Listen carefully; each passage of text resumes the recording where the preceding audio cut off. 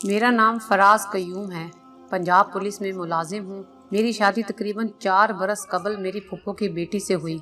میرا ماشاءاللہ ایک بہت خوبصورت اور شرارتی بیٹا ہے جس کا نام محمد حاشر ہے۔ میں اپنے والدین کے زیر سایہ بہت اچھی اور خوشگوار زندگی گزار رہا ہوں۔ 4 اپریل 2016 بہار کی ایک مہکتی شام تھی جو میری زندگی کی خوبصورت ترین اور حسین شام تھی۔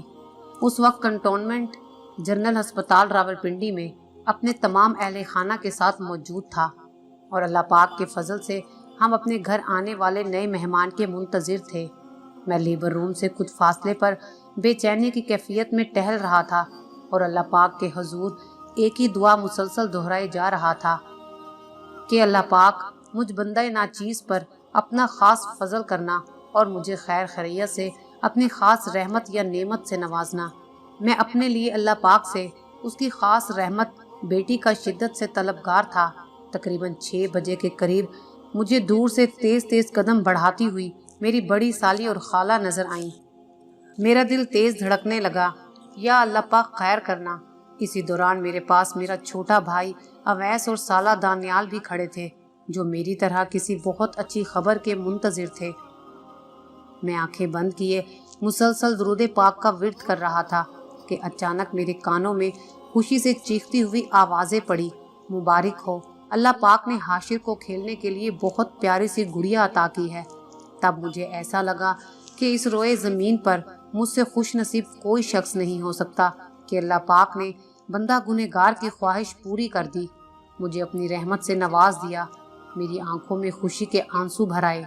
میں اللہ پاک کے حضور سجدہ شکر بجا لایا۔ میری آنکھوں سے بے اختیار آنسو جاری تھے اور میں برآمدے میں کھڑی اپنی امی جان سے لپٹ کر رو پڑا۔ ارد گرد موجود لوگ شاید یہ سمجھ کے آپس میں سرگوشیاں کر رہے تھے کہ اس کے باپ کو اپنی بیٹی کی پیدائش کی خوشی نہیں، لیکن یہ تو میں جانتا تھا کہ میں اس سے پہلے کبھی اتنا خوش نہیں ہوا، اور آج تو زندگی کی سب سے بڑی خوشی عطا کر دی مجھے میرے رب نے۔ خوشی کے آنسو تھم نہیں رہے تھے۔ میں سب سے مبارکباد وصول کر کے ایک کونے میں فرش پر بیٹھ گیا۔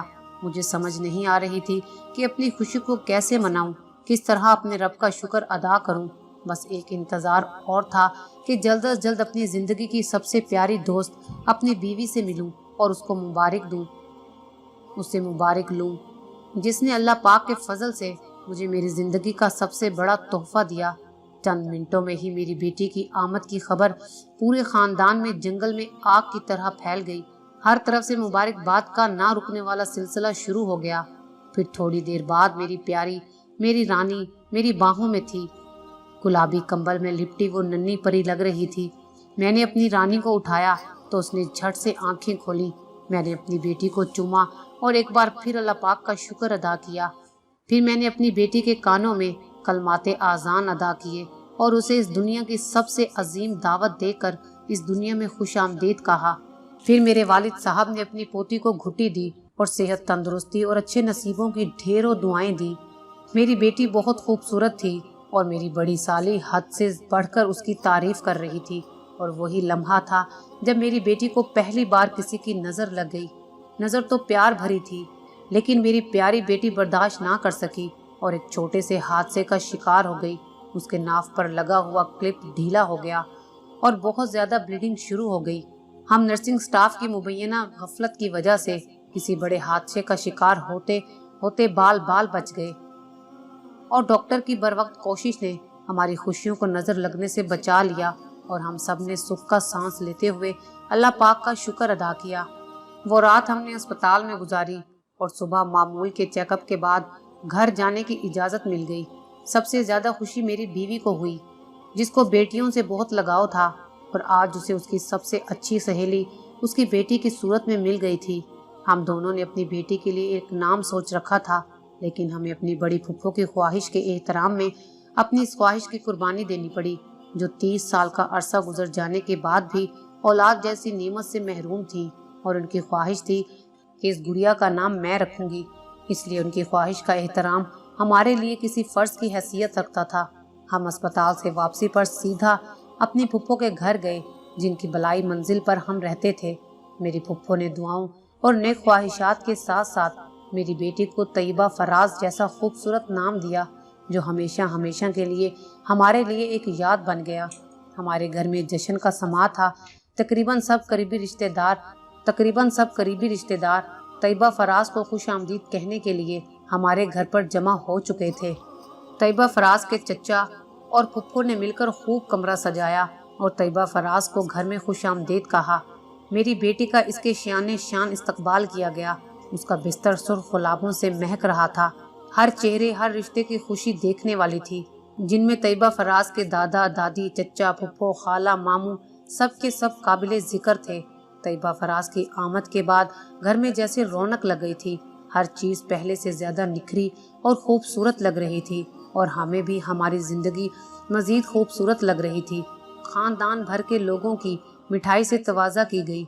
अगले दिन मैं अपनी ड्यूटी पर आया और अपने तमाम साथियों को मिठाई खिलाई। सबने ढेरों मुबारकें और दुआएं दी। इसी दौरान मेरे एक साथी ने बड़ा अजीब सा सवाल कर डाला, जिसका मैं उसे जवाब चाहने के बावजूद भी ना दे सका, क्योंकि वो उम्र में कुछ बड़ा था और बहुत बड़ा जाहिल, बल्कि मैं तो कम इल्म और लाशऊर कहूँगा। उसने बड़ी हैरत और तंजिया लहजे में पूछा, हवलदार साहब, आपकी बेटी हुई है और आप मिठाई तकसीम कर रहे हैं? हम लोग तो बेटे के होने पर मिठाई खिलाते हैं, बेटी के होने पर कौन खिलाता है मिठाई? मुझे गुस्सा तो बहुत आया, लेकिन मैं उसे क्या कहता जिसे बेटी जैसी अजीम रहमत के बारे में कुछ इल्म ना हो। तैयबा फराज का बड़ा भाई मोहम्मद हाशिर अपनी बहना से बहुत लाड करता था।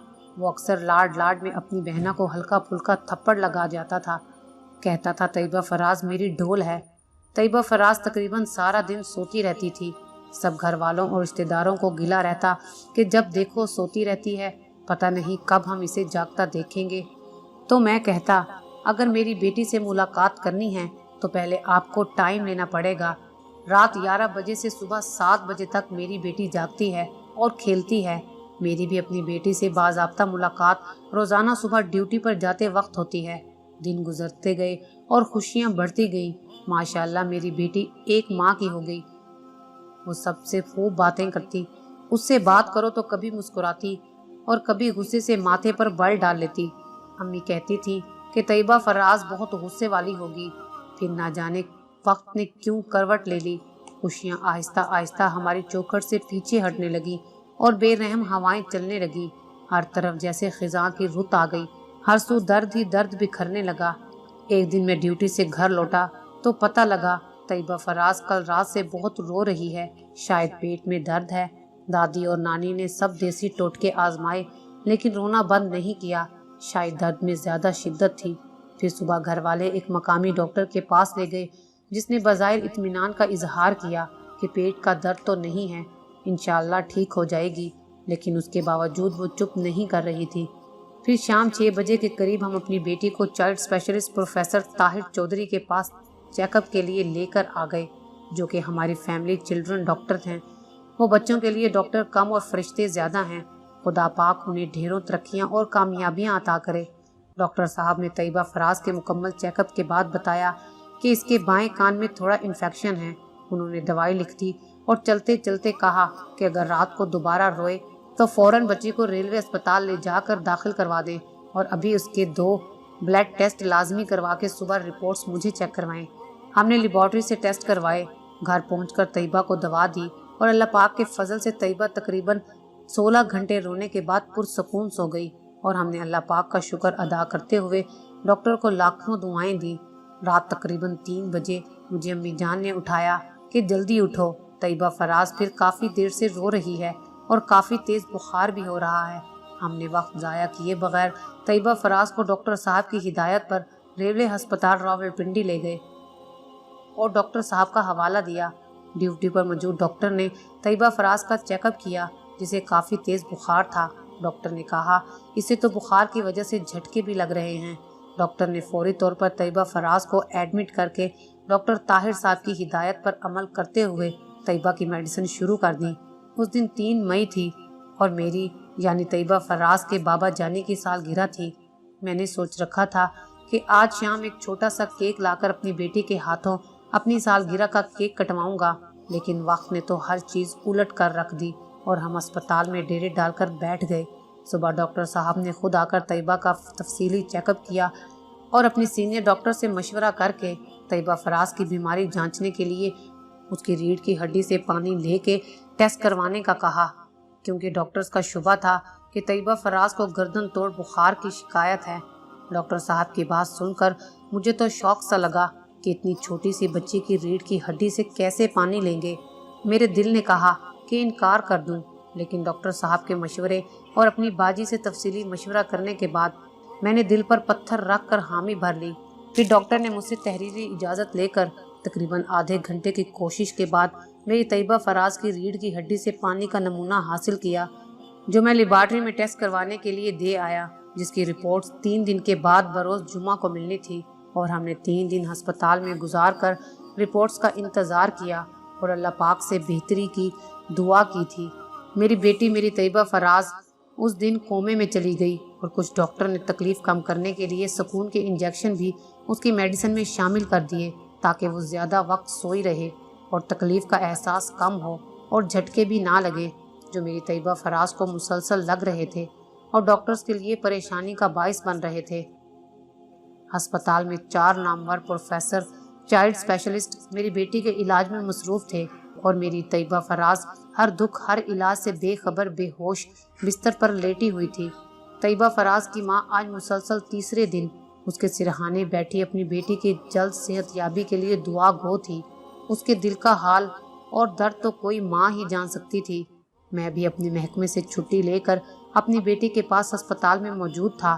تیسرے دن جب اللہ کر کے ٹیسٹ کی رپورٹس آئیں تو ڈاکٹر صاحب نے مبارکباد دی کہ ماشاءاللہ رپورٹس بالکل ٹھیک آئی ہیں۔ ہم یہ خبر سن کر بہت خوش ہوئے اور اللہ پاک کا شکر ادا کیا، لیکن ڈاکٹرز طیبہ کی رپورٹس آنے کے بعد مزید پریشان ہو گئے کہ اگر بچی کو گردن توڑ بخار نہیں ہے تو پھر مسئلہ کیا ہے۔ پھر ڈاکٹرز نے آخری آپشن کے طور پر طیبہ فراز کا CT اسکین کروانے کا کہا، جس سے طیبہ فراز کی بیماری کی کوئی صورتحال واضح ہو سکے اور باقاعدہ علاج شروع ہو سکے۔ ہم سب چند لمحوں کی خوشی کے بعد پھر سے افسردہ ہو گئے کہ اللہ پاک رحم کرے، طیبہ فراز کس امتحان سے گزر رہی ہے، اللہ پاک طیبہ فراز کو صحت دے۔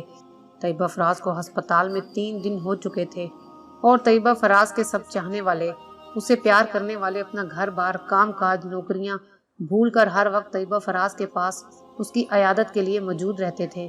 طیبہ کی دادی دادا تو ہر وقت ہسپتال رہتی، صبح آتے اور رات گئے تک طیبہ کے پاس اس کی صحت کے لیے دعا گو رہتے۔ طیبہ کے چچا، ماموں، خالہ، پھپھو، چھوٹے چھوٹے کزنز بھی ہسپتال میں طیبہ کی عیادت میں مصروف تھے۔ ہم شام کو طیبہ فراز کا CT اسکین کروا کے آئے اور رات 8 بجے رپورٹس ملنی تھیں۔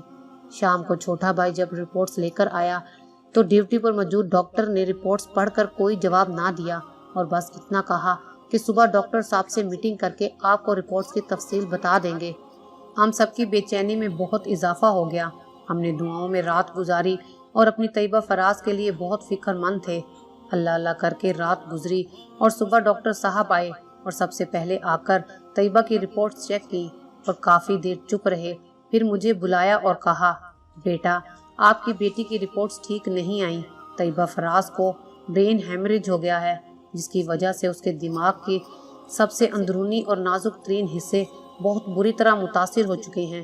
بہت زیادہ بلیڈنگ کی وجہ سے خون دماغ کے اندر جم گیا اور خون کی سپلائی منقطع ہو چکی ہے، جس کی وجہ سے طیبہ فراز کومے میں ہے۔ میں جوں ڈاکٹر صاحب کی باتیں سن رہا تھا ویسے ویسے زمین میں دھنستا جا رہا تھا۔ یوں لگ رہا تھا جیسے قدرت مجھ سے کوئی بہت بڑا امتحان لینا چاہتی ہے اور میری بیٹی مجھ سے دور ہوتی جا رہی ہے۔ پھر ڈاکٹرز کی میٹنگ ہوئی، طیبہ فراز کا دوبارہ تفصیلی معائنہ ہوا، مجھے پھر بلایا ڈاکٹرز نے اور طیبہ فراز کی صورتحال سے مزید آگاہ کیا۔ میں نے ڈاکٹر صاحب سے پوچھا کہ آپ مجھے کھل کر بتائیں کہ میری طیبہ فراز ٹھیک تو ہو جائے گی، زیادہ پریشانی والی بات تو نہیں؟ آپ جو چاہیں کریں، جتنا مرضی مہنگا علاج ہو، جیسے بھی ہوا کرواؤں گا، اگر کوئی سرجری کرنی پڑے تو وہ بھی کریں، بس میری طیبہ فراز آنکھیں کھولے، ہم سے باتیں کرے، ہنسے، روئے، کھیلے، واپس اپنے گھر جائے۔ ڈاکٹر صاحب نے کہا، بیٹا بات یہ ہے کہ ہم اپنی پوری کوشش کر رہے ہیں اور بہت زیادہ پر امید تو نہیں ہیں، لیکن اللہ پاک کی ذات بہت رحمان و رحیم اور بے نیاز ہے، انشاءاللہ ضرور ہماری مدد کرے گا۔ لیکن بہت زیادہ خون بہہ جانے کی وجہ سے ریکوری بہت مشکل نظر آ رہی ہے۔ کیونکہ میری 22 سالہ سروس میں اس نوعیت کا یہ پہلا کیس ہے، ہمیں اس مرض کی وجہ پتہ لگانی ہے کہ اتنی چھوٹی بچی کے ساتھ اتنا بڑا حادثہ ہونے کی کیا وجہ بنی۔ ایسا مسئلہ تو آج تک کسی بڑی عمر کے مریض کے ساتھ نہیں ہوا۔ یہ مسئلہ ہمارے سب کے لیے بڑا چیلنج بنا ہوا ہے۔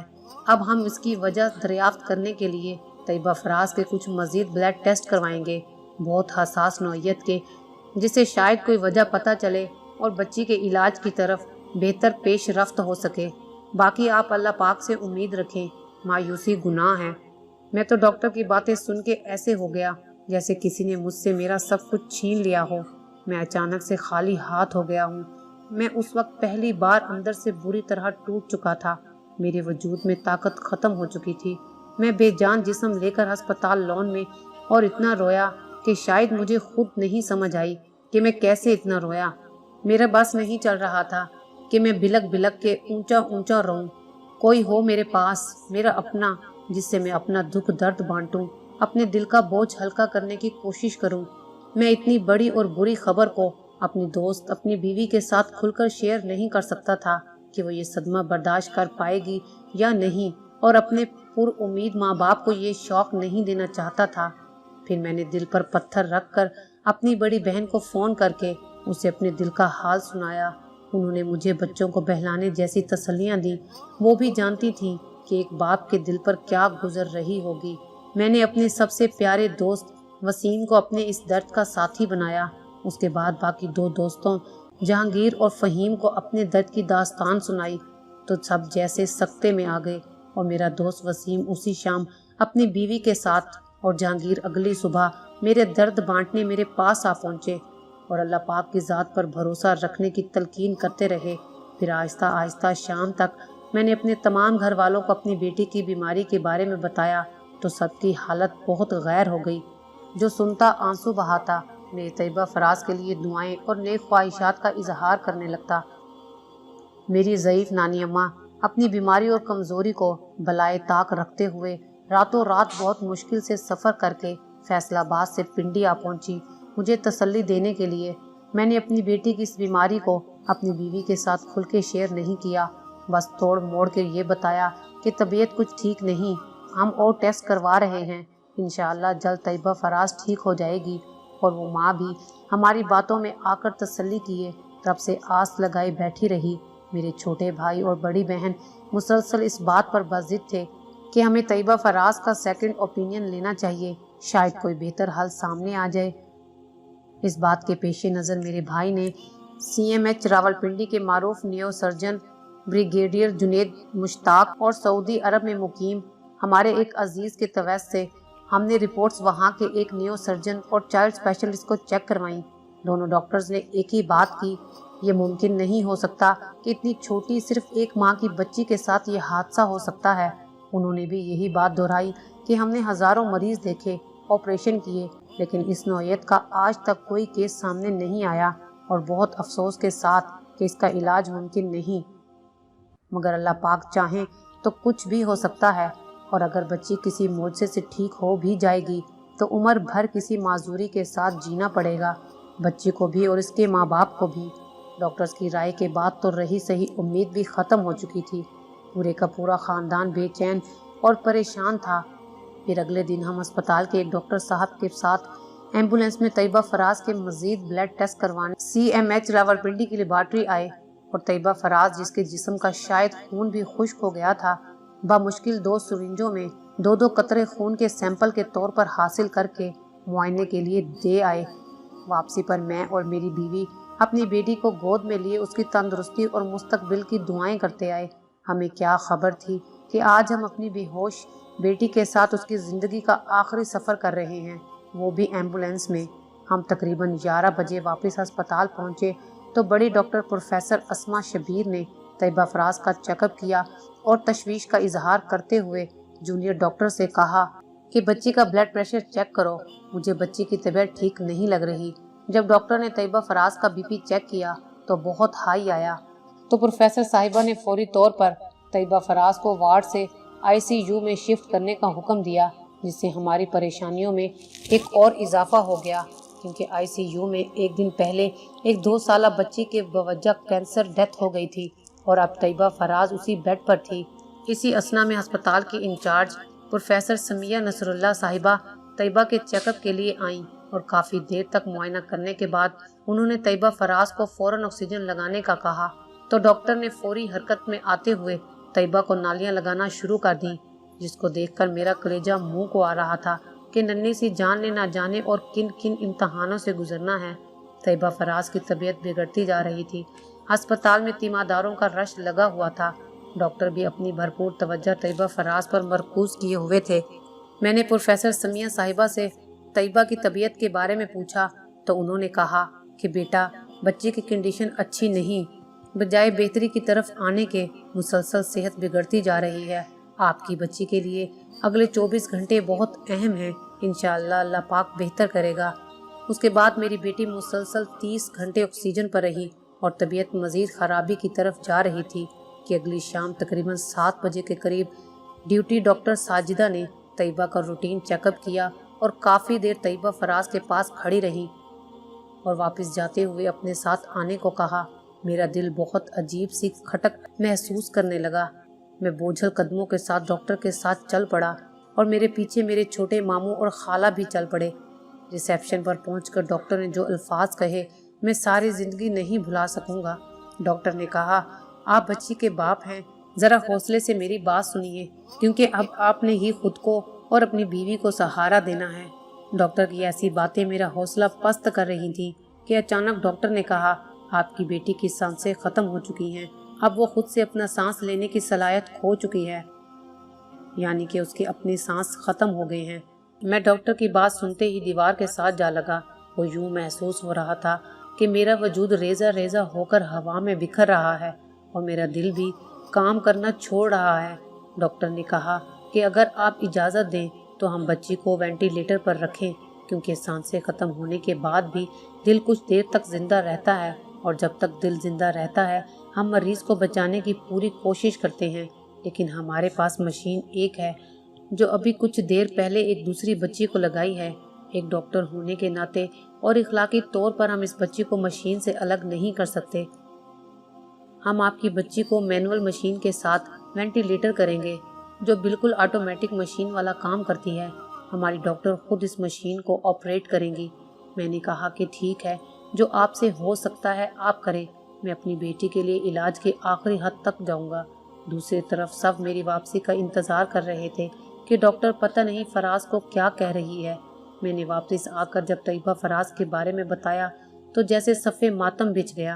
अस्पताल में मौजूद हर बंदा रोने लगा और रो रो कर अपने अल्लाह के हजूर तैयबा फराज की ज़िंदगी की दुआएं मांगने लगा। मेरा 3 साल का मासूम बेटा मोहम्मद हाशिर भी वहीं मौजूद था। वो सबको देखकर परेशान हो गया और सबसे बारी बारी पूछने लगा कि आप सब क्यों रो रहे हैं। हम मोहम्मद हाशिर को क्या बताते, क्या समझाते कि तुम्हारी बहन, तुम्हारी डोली चंद घंटों की मेहमान रह गई है। मैं बेजान कदमों के साथ आईसीयू में अपनी बेटी के पास जाकर बैठ गया। मेरी बीवी सबको परेशान देखकर बहुत ज़्यादा परेशान हो गई और पूछने लगी, क्या हुआ, सब क्यों रो रहे हैं, तैयबा फराज ठीक है ना, डॉक्टर ने क्या कहा। मैंने कहा, कुछ नहीं कहा, इंशाअल्लाह ठीक हो जाएगी तैयबा फराज। मैंने ज़्यादा तफसील बताने से गुरेज किया ताकि वो ज़्यादा परेशान ना हो। लेकिन चंद मिनटों बाद जब डॉक्टर ने आकर तैयबा फराज के हलक से सांस वाली नाली डालकर फेफड़ों के साथ मुंसलिक करके मेरी बेटी को मसनूई सांस देना शुरू किए तो हर एक शख्स का दिल कांप उठा। और इस सारे अमल को देखकर मेरी बीवी आधी पागल से हो गई कि ये क्या कर दिया तैयबा फराज को, आप कुछ बताते क्यों नहीं। मैं चुप रहा। क्या बताता उसे कि जिस बेटी की पैदाइश पर तुमने सजदा शुक्र अदा किया, जिसे तुम पिछले 1 माह से ख्यालों में संवार रही हो, जिसे तुम मुस्तकबिल में सुर्ख जोड़े में दुल्हन बनाने के सपने दिल में सजाए बैठी हो, वो बेटी जो तुम्हारी सबसे अच्छी सहेली बनती, जो हमारा सहारा होती, तुम्हारी वो बेटी सिर्फ चंद मिनटों या घंटों की मेहमान रह गई है, जिसे बहुत जल्द हमारे ख्वाब तोड़कर हमसे बहुत दूर चले जाना था। मैंने उसे कुछ ना बताया, बस तसल्ली दी, लेकिन वो पागल माँ थी, उसके दिल को कहाँ सुकून आता। वो बिलक बिलक कर रोने लगी, प्लीज़ डॉक्टर ताहिर को बुलाएं, वो बहुत अच्छे हैं, आप उन्हें खुद कॉल करें ना। کہ وہ ہسپتال آ جائیں اور طیبہ فراز کو دیکھیں۔ وہ آئیں گے تو طیبہ بالکل ٹھیک ہو جائے گی۔ پلیز آپ ڈاکٹر طاہر کو کال کریں۔ ہم سب اور ڈاکٹر اسے تسلی دیتے رہے، لیکن وہ مسلسل 2 گھنٹے یہی بات رو رو کر دہراتی رہی۔ اس دوران ایک جونیئر ڈاکٹر نوشین مسلسل میری بیٹی کو وینٹیلیٹر کر رہی تھی، اور مسلسل 4 گھنٹے تک اس نے ہاتھوں سے وینٹیلیٹر کو پمپ کیا اور اپنے فرائض بخوبی انجام دیے۔ اللہ پاک اسے جزائے خیر عطا کرے۔ پھر ڈاکٹر ساجدہ کے کال کرنے پر ڈاکٹر طاہر صاحب بھی اسپتال آ گئے اور طیبہ فراز کا چیک اپ کیا، اور تقریباً 1 گھنٹہ طیبہ فراز کے پاس بیٹھ کر اس کی ماں کو تسلی دی کہ سب ٹھیک ہو جائے گا، جس سے اس کو کسی حد تک تسلی ہوئی۔ رات 11 بجے طیبہ فراز کو مینول مشین سے آٹومیٹک مشین پر منتقل کر دیا گیا۔ میری بیوی بھی کافی حد تک مطمئن اور سکون میں تھی۔ اسے ڈاکٹر صاحب کی باتوں سے ایک امید بن گئی تھی۔ ڈاکٹر صاحب نے مجھے بلایا اور کہا، بیٹا یہ ماں ہے اور ماؤں کے دل بہت نازک ہوتے ہیں۔ ہمارے بس میں جو تھا وہ ہم نے کیا، لیکن شاید رب کو یہی منظور ہے۔ آپ حوصلے اور صبر سے کام لینا۔ اللہ پاک کے گھر دیر ہو سکتی ہے لیکن اندھیر نہیں۔ وہ کسی وقت بھی اپنا خاص فضل کر سکتا ہے، اور اگر اللہ پاک کی ذات آپ کو کسی امتحان میں ڈالے تو اس کا شکوہ یا ناشکری نہیں کرنی۔ پھر میں نے 12 بجے کے بعد مشکل سب گھر والوں کو ہسپتال سے رخصت کیا۔ کوئی جانے کو تیار ہی نہیں تھا۔ سب بہت پریشان تھے، اور نہ چاہتے ہوئے بھی سب صبح جلدی آنے کا وعدہ کر کے اپنے اپنے گھروں کو روانہ ہوئے۔ اس وقت ہسپتال میں طیبہ فراز کی دادی اور نانی اس کے پاس زبردستی رک گئیں، جبکہ رات کو طیبہ فراز کو ایک سفید خون کی بوتل لگنی تھی۔ وہ لا کے دینے کے لیے علی چاچو، اویس چاچو بھی ہسپتال میں رکے تھے، جو جا کر اپنی بھتیجی کے لیے سفید خون کی بوتل لائے جو طیبہ کو لگی۔ رات کو تقریباً 2:15 بجے ہم دونوں اپنی بیٹی کے پاس بیٹھے اس کی صحت یابی کے لیے دعا کر رہے تھے، اور باہر بیٹھی طیبہ فراز کی دادی اماں اور نانی اماں مسلسل ذکر الہی میں مشغول تھیں۔ میری بیوی جو کافی حد تک مطمئن تھی کہنے لگی، آپ طیبہ فراز کی ایک تصویر بنا کر رکھ لیں، تاکہ جب یہ بڑی ہو تو ہم اس کو یہ تصویر دکھا کر کہا کریں گے کہ دیکھو تم نے بچپن میں اپنے بابا جانی اور ماما جانی کو کتنا تنگ کیا اور سب گھر والوں کو پریشان کیا۔ اس دوران میں اپنی پیاری رانی کو پیار بھی کر رہا تھا، جو مصنوعی سانسوں کے ساتھ ہمارے سامنے لیٹی ہوئی تھی، کہ اچانک مجھے محسوس ہوا کہ طیبہ فراز کے پاؤں یک ٹھنڈے ہو گئے ہیں۔ میں جلدی سے اٹھا اور ڈاکٹر کو بلا لایا۔ اس نے چیک اپ کے بعد مجھے باہر آنے کا اشارہ کیا اور باہر جا کر کہا کہ اب آپ ذہنی طور پر تیار رہیں، کیونکہ بچی کی دل کی دھڑکن ختم ہونا شروع ہو گئی ہے۔ کسی بھی وقت آپ کو بری خبر کا سامنا کرنا پڑ سکتا ہے۔ ڈاکٹر کی بات سنتے ہی میری آنکھوں سے بے اختیار آنسو جاری ہو گئے، اور وہیں میں بت بنا کھڑا رہا۔ میری سمجھ میں کچھ نہیں آ رہا تھا کہ میں کیا کروں، میرے ساتھ کیا ہو رہا ہے۔ میں واپس ICU میں آیا، جہاں اس کی ماں مطمئن بیٹھی تھی۔ میری بیوی پھر سے کہنے لگی، آپ طیبہ فراز کی اس حالت میں تصویر بنائیں نا، جب یہ بڑی ہوگی تو میں خوب خبر لوں گی اس کی باتیں سن کر میرا دل بیٹھا جا رہا تھا۔ میں کیسے سمجھاتا اس پر امید ماں کو کہ تم کیا خواب دیکھ رہی ہو، تمہاری یہ ننھی پری کسی بھی وقت تمہیں ہمیشہ ہمیشہ کے لیے چھوڑ کر چلی جانے والی ہے۔ اب تو صرف یہ مہمان ہے۔ میں ایک بے بس انسان کی طرح کبھی اپنی بیٹی کو دیکھتا اور کبھی اس کی ماں کو، جو کسی معجزے کی منتظر تھی۔ اچانک میری بیٹی نے، جو مسلسل 9 دن سے کومے کی حالت میں تھی، جس نے 9 دن سے نہ آنکھ کھولی تھی نہ ہاتھ پاؤں ہلائے تھے، ایک دم سے اپنا بایاں ہاتھ آہستہ سے اوپر اٹھایا اور اٹھا کر اپنے سینے پر رکھ لیا۔ ہم دونوں تو خوشی سے پھولے نہ سما رہے تھے کہ ہماری پیاری رانی اپنی زندگی کی طرف لوٹ رہی ہے۔ اس دوران اس نے اپنی پلکوں کو ذرا سی جنبش دی۔ میرا دل چاہا کہ خوشی سے شور مچانا شروع کر دوں، سب کو اطلاع کر دوں جو گھروں میں طیبہ کے لیے دعا گو تھے، کہ ہماری پیاری طیبہ فراز نے 9 دن بعد پہلی بار حرکت کی، اپنا ہاتھ اٹھایا اور پلکیں جھپکائی ہیں۔ لیکن اس بات کا تو ہمیں علم ہی نہ تھا کہ یہ حرکت تو میری بیٹی نے اپنے ماما بابا کے لیے کی تھی۔ ہمیں اس بات کا احساس تو بعد میں ہوا کہ وہ معصوم پری تو اپنے بابا کو الوداع کر رہی تھی، ہاتھ اٹھایا تھا، اپنے ماما بابا کو آخری سلام کیا تھا، اور پلکوں کو جنبش دے کر اپنے ماما اور بابا جانی کو اللہ حافظ کہا تھا۔ وہ میری پیاری طیبہ فراز کی آخری حرکت تھی، اور ہم سمجھ رہے تھے کہ ہماری بیٹی ہمارے پاس واپس آنے کی تیاری کر رہی ہے، لیکن ہم بے خبر تھے कि वो आने की नहीं जाने की तैयारी कर रही थी। फिर तकरीबन 4 बजे मैंने अपनी तैयबा फराज को हाथ लगाया तो उसका जिस्म आधे से ज़्यादा यख ठंडा हो गया था और होता चला जा रहा था। मैं तेज़ी से उठा और डॉक्टर को बुला लाया। डॉक्टर ने आकर चेकअप किया और बाहर चली गई। इस दौरान मेरी बीवी ने कहा कि हम तैयबा को कंबल उड़ा देते हैं, इतनी ठंडी हो रही है, इसको सर्दी लग रही होगी। मैं जो हालात से वाकिफ़ था कि अब बहुत देर हो चुकी है, मैंने कहा मैं डॉक्टर से पूछ के आता हूँ, अगर वो कहते हैं तो हम तैयबा फराज को कंबल में लपेट देते हैं। मैं जल्दी से डॉक्टर की तरफ चल पड़ा। रास्ते में एक बेड पर मेरी अम्मी जान और मेरी फुफ्फो सास बैठे बैठे सो गई थी। मैं जब डॉक्टर के पास गया तो वो किसी को कॉल करके चिल्ड्रन वार्ड में बुला रही थी। मैंने दिल पर पत्थर रखकर डॉक्टर से पूछना चाहा कि डॉक्टर साहिबा, तैयबा फराज ठीक तो है ना? डॉक्टर ने मेरी तरफ गौर से देखा। शायद उसमें कुछ कहने की हिम्मत ही नहीं थी और शायद ठीक से अल्फाज भी नहीं मिल रहे थे। उसने कहा कि सॉरी, आपकी बेटी की दिल की धड़कन भी ख़त्म हो चुकी है। मैं तो जहाँ था वहीं खड़ा रह गया। ऐसा लग रहा था कि किसी भी लम्हे मेरा भी सांस रुक जाएगा। यूँ महसूस होता था कि डॉक्टर ने मेरा कलेजा निकाल कर मेरे हाथ पर रख दिया हो। चंद लम्हों बाद जब होश आया तो एक बड़ी परेशानी बन गई कि ईसीजी करवाने वाले बंदे के आने से पहले किसी तरह अपनी बीवी को किसी बहाने से बुलाकर बाहर ले आऊं, क्योंकि वो माँ है और अपनी बेटी की मौत की खबर कैसे सुनेगी और उसकी डेथ स्लिप किस तरह निकलते देखेगी। मैं बोझल कदमों के साथ जब अंदर आया तो खुदा पाक की कुदरत और फजल देखकर बेअख्तियार अपने रब का शुक्र बजा लाया, क्योंकि उस वक्त पता नहीं ना जाने कैसे और क्यों मेरी बीवी दीवार से टेक लगाए चंद मिनटों के लिए नींद की आगोश में चली गई थी। उस दौरान मैंने बाहर लॉन में बैठे अपने छोटे भाई को कॉल करके बुलाया और तैयबा फराज के बारे में बताया, और वो भी चंद लम्हों के लिए साकित खड़ा रहा। और फिर उसने अम्मी जी और पुप्पो को उठाकर तैयबा फराज के दुनिया से चले जाने का बताया। उस दौरान डॉक्टर ने ईसीजी करके मेरी तैयबा फराज की डेथ स्लिप मेरे हवाले कर दी। अम्मी और पुप्पो भी रोती हुई अंदर आ गई, जिसकी वजह से मेरी बीवी अपनी ज़िंदगी की तवील तरीन तकरीबन 4 मिनट की नींद करके जाग चुकी थी। लेकिन ये 4 मिनट की नींद उसे बहुत महंगी पड़ गई थी। वो इधर उधर देखने लगी कि क्या हुआ, क्या हो रहा है। मेरी बेटी के जिस्म के साथ क्लिप लगे हुए थे। डॉक्टर क्लिप उतार रही थी और तैयबा फराज के जिस्म के साथ लगे आलात उतार और निकाल कर साइड पर रख रही थी। वो पहले तो कुछ समझी नहीं, फिर ज़रा होश आने पर फूट फूट कर रोने लगी और अपनी तैयबा फराज को उठाकर सीने से लगा लिया और बेख्तियार चूमने लगी। मैंने सबको चुप करवाया कि अस्पताल में कोई नहीं रोएगा।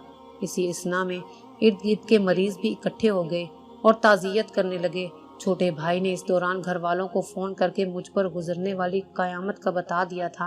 मैं थोड़ी देर बेटी के पास बैठा बीवी को तसल्ली देता रहा और फिर अस्पताल की ज़रूरी कार्रवाई मुकम्मल की।